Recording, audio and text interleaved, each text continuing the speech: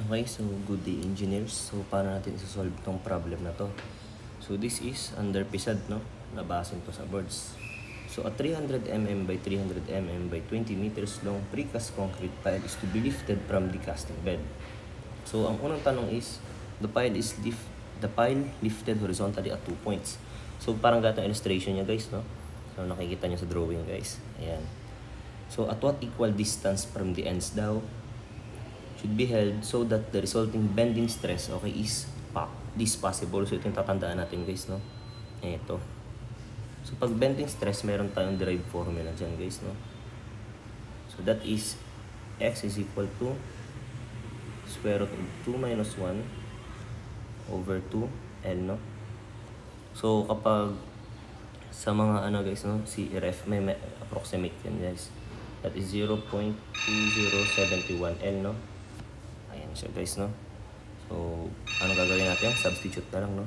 So x is equal to 0.2071 times 20. So anong lalabas sa sagot dito? 0.2071 times 20, no? So lalabas na 4.14 meters. Ito yung sagot sa number 1, no? 4.14 meters. So pasensya guys, no? Ingay nang tumawag.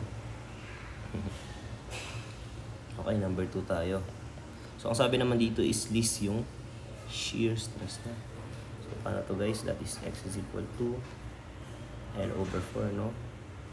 Or 0.25L.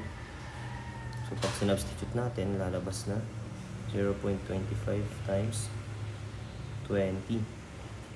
So ang sagot dito is 5 meters, no?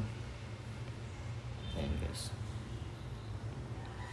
So last problem, ang tanong naman is one end. Kung kanina 2 ends, dito naman 1 point lang, no? Tapos bending stress pa rin. So ang shortcut is x is equal to 2 minus square root of 2. Tingnan nyo guys, magkamukha lang, no? Pinalitan lang yung 1 ng 2 tapos nagbaliktad. Or approximately 0.2929, no? So ang sagot natin is 0.2929 times 20. So guys, walang kwenta ito. Yan, walang kwenta guys, no? Yung 20 lang yung kailangan natin. That is 0.2929 times 20. Yan, lalabas guys, 5.86. 5.86 meters. So, ganun lang siya kadali engineers, no? Sa uluhin nyo lang yung mga derived formula na yan.